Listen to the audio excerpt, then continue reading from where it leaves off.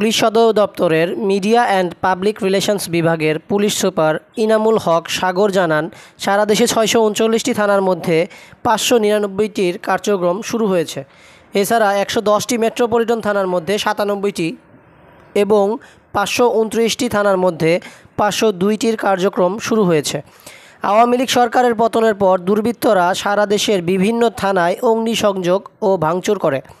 এ অবস্থায় বন্ধ হয়ে যায় দেশের সব থানা পুলিশের কার্যক্রম। তবে পরিস্থিতি স্বাভাবিক হওয়ার সঙ্গে সঙ্গে ইতোমধ্যে শুরু হয়েছে দেশের বিভিন্ন এলাকায় থানার কার্যক্রম।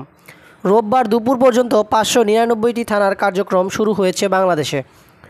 রোববার বিকেলে পুলিশ সদর দপ্তরের মিডিয়া অ্যান্ড পাবলিক রিলেশনস বিভাগের পুলিশ সুপার এনামুল হক সাগর এ তথ্য জানান।